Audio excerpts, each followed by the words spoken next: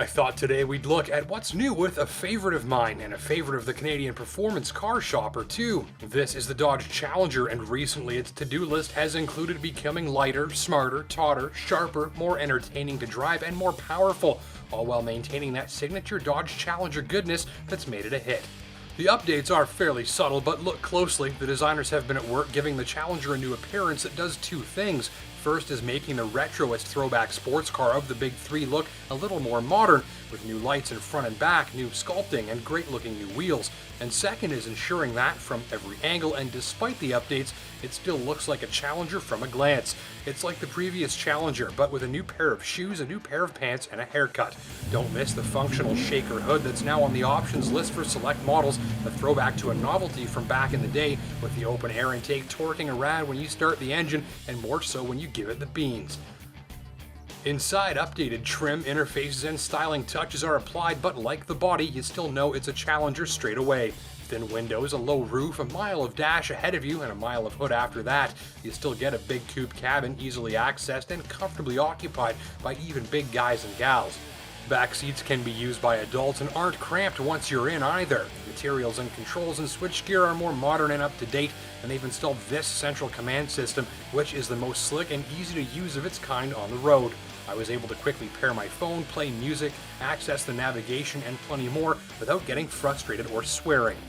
The new active exhaust might make you swear though, with special baffle flappies inside controlling the sound against the proximity of the gas pedal to the carpet and make sure the Challenger sounds delicious at all times. Want to hear?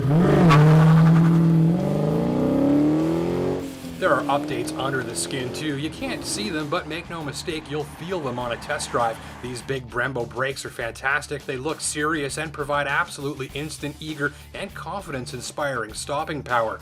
Plus, as Brembos tend to do, they won't burn up like a gasoline-powered Italian bonfire when you use them hard.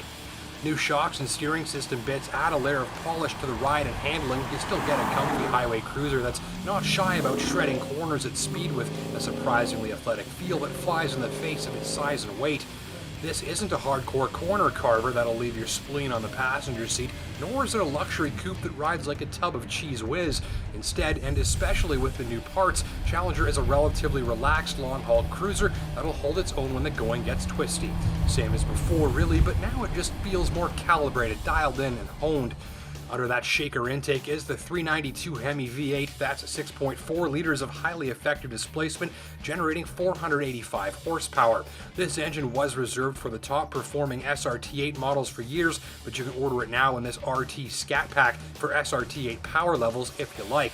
Where the SRT8 is a track-ready weapon, this RT Scat Pack with the big Hemi is more of a rocket cruiser and ideal for someone after top output levels without the extra cost. Power everywhere, but it really breathes when you get it spinning past about 4,000 revs, and the sound is pure Detroit.